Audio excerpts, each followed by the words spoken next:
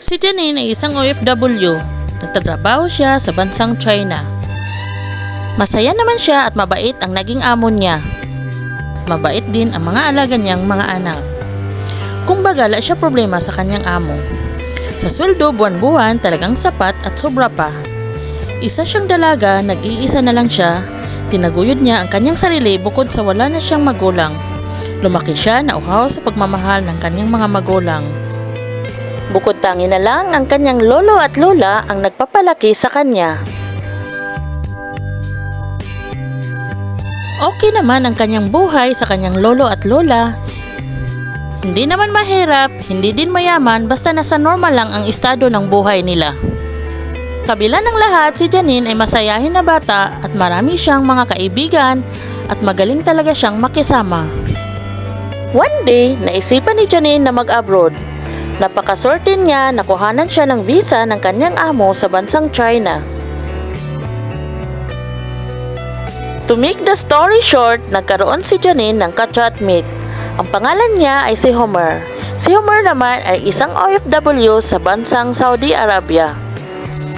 Bilang isang OFW at syempre dalaga si Janine, hindi talaga natin maiwasan na magkaroon siya ng ka-chatmate. Sa araw-araw nilang pagbibideo call at pagchat-chat ay na-develop nila ang kanilang feelings sa bawat isa sa kanila.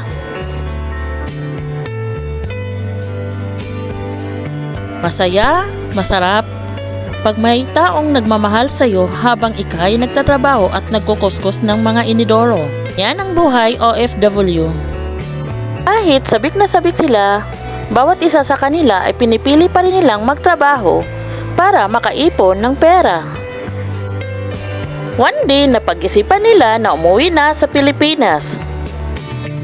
Kahit hindi pa sila nagkita sa personal, panatag na ang loob nila na sila talaga ang magkatuluyan. Nung umuwi sila sa Pilipinas, syempre hindi pa nila kilala ang bawat isa sa kanila. Hi, hello. Ikaw ba si Homer? Yes, Janine, ako to si Homer. Homer! Ikaw to! Yes, Janine, I miss you so much. Homer! I miss you too. Nagkita din tayo.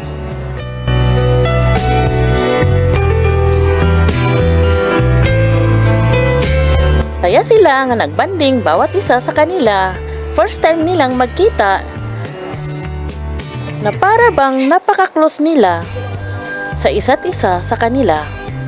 Talagang lalong tumitibay ang kanilang pagmamahalan. Lumipas ang araw, buwan. Umuwi na sila sa kanilang bahay. Si Homer at si Janine ay dinalanan niya. Pinakilala na si Janine sa kanyang mga magulang. Kalauna nagpakasal sila alang-alang sa kanilang maging anak. Buntis na si Janine. Ayaw sana ni Janine magpakasal, ang katwiran niya. Basta ang importante magmahalan ang bawat isa, ang kasal ay hindi na mahalaga. Ganyan ang paniniwala niya. Pero mapilit si Homer, kailangan daw talagang magkaroon sila ng basbas ng Panginoon. Kaya napapayag si Janine na ipakasalan si Homer. Naging okay naman ang buhay nila, masaya sila. Pero hindi sapat ang pera na kikitain ni Homer. Kaya nag-decide si Janine na talagang babalik sa ibang bansa para maghanap buhay. Pumayag naman si Homer alang-alang sa kanilang anak. Talagang mahirap naman talaga ang buhay sa Pilipinas. Nung nandoon na si Janine sa ibang bansa, kalaunan sumunod din si Homer. Iisa lang ang kanilang amo pero iba-iba ang trabaho nila. Si Homer ay naging security guard sa kanyang amo at si Janine naman ay isang tagalinis ng bahay ng kanilang amo. Okay ang kanilang pamumuhay doon, masaya. Nung nakaipon na sila ng pera, talagang nakapag-decide si Homer na talagang uuwi na sa Pilipinas upang magkaroon ng sariling negosyo. Pumayag naman si Janine, alang-alang sa kanilang anak. Lumipas na naman ang buwan, taon. Nangyari ang di inaasahan. Nalaman ni Janine na si Homer ay may ibang babae. Yun ang hindi matanggap ni Janine ang mga pangyayaring yun. Umuwi siya sa Pilipinas upang tuklasin ang katotohanan kung totoo ba talaga. At natuklasan ni Janine ang kasalanan ginawa ni Homer sa kanya. Lord, ito na ba? Totoo palang nangyayari. Sila talaga ng aking kaibigan. Best friend ko pa, ang babae. Walang hiya kayo. Anong ginawa niyo sa akin? Ang bait-bait ko ninyo. Hindi ko talaga matatanggap to, Homer. Hindi. For almost 5 years, 10 years ako sa ibang bansa. Ni isang lalaki, wala akong ini-entertain. Talagang tapat ako sa'yo, loyal ako sa'yo. Bakit nagawa mo to sa akin, Homer? Bakit? Matino akong nagtrabaho sa ibang bansa para sa ating kinabukasan. Sa kabila ng lahat na paghihirap ko, nagpakasaya ka sa kabit mo. Niloloko mo ako, Homer. Niloloko mo ako.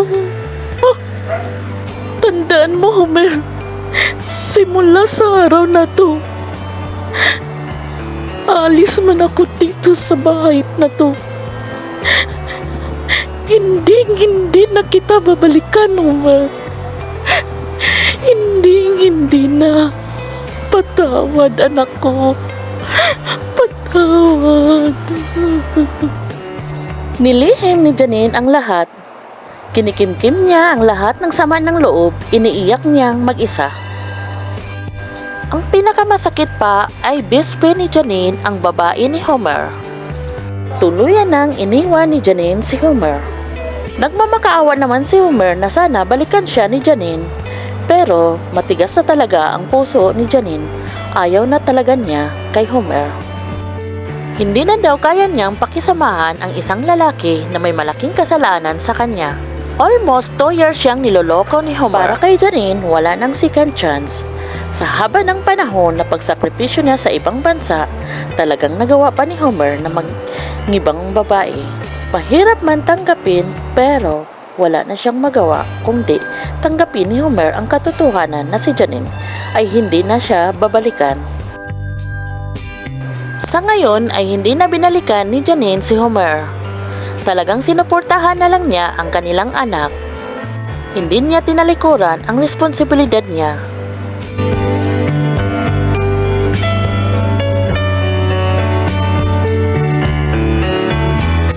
Sinayang lang ni Homer ang lahat.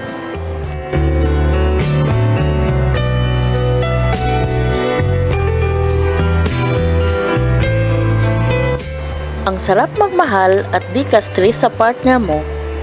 Yung hindi siya dagdag sa alalahanin mo. Yung hindi na kailangan bantayan dahil alam na niya ang tama at mali. Yung kahit pagod ka, mamotibate ka niyang magpatuloy. Ang sarap magstay sa isang relationship na hindi issue ang tiwala. Sabi nila, mahirap ibalik ang tiwala pag mawawala ito. Hanggang dito na lang. Ako si Beth Bongo Garay Tinambakan ay magsasabing, huwag pairalin ang puso lamang, pairalin din ang utak. Kailangan lahat ay gumagana. Hanggang dito na lang. Maraming salamat. Sender, maraming salamat sa pagbabahagi mo sa iyong kwento. Sana mapulutan ito ng aral. Hanggang dito na lang. Maraming salamat sa inyong lahat.